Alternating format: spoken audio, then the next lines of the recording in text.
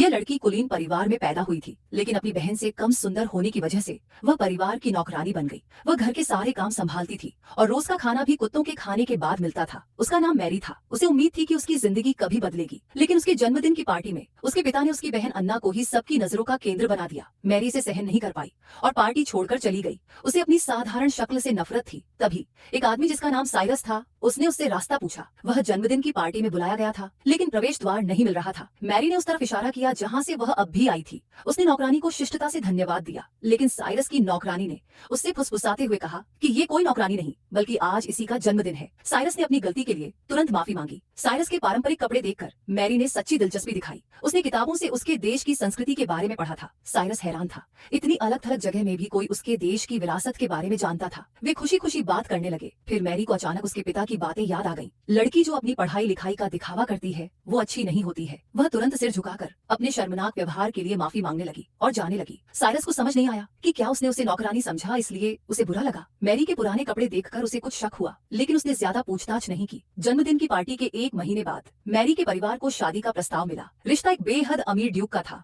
और कुछ छोटे देशों से भी अमीर। उनके पिता ने जल्दी से अन्ना को दुल्हन के रूप में देने की पेशकश की, लेकिन अन्ना खुद के लिए बुरा महसूस कर रही थी। उसे पूरी तरह अनजान किसी से शादी करनी थी।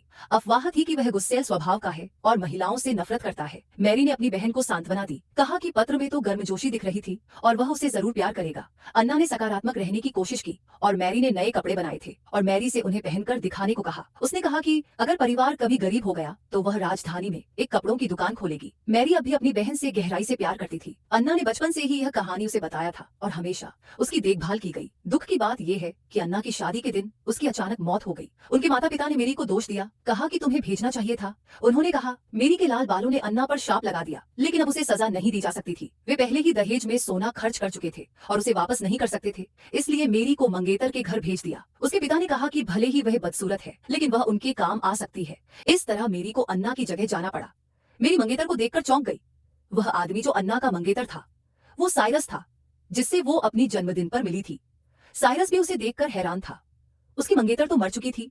उसके पिता ने बताया कि मैरी अन्ना जितनी निपुण तो नहीं थी, लेकिन घर के काम संभाल सकती थी। ये सुनकर साइरस गुस्सा हुआ, लेकिन चूंकि वो मैरी का पिता था, उसने शादी की शर्तें के बारे में बातचीत करके उसे विदा कर दिया। फिर साइरस ने धीरे से मैरी से पूछा कि क्या उसे अपने घर में कभी गलत ट्रीट किया गया है। मैरी ने ध्यान से सोचा। उसे कभी सच्चा प्यार महसूस नहीं हुआ था, लेकिन वो मानती थी कि मम्मी पापा की सख्ती का मकसद उसे खुदमुख्तार बनाना था। तब मैरी को क्या पता था कि साइरस से यह मुलाकात उसकी किस्मत ही बदल देगी। अगर तुम मैरी होते तो अपने मम्मी पापा को कैसे देखते?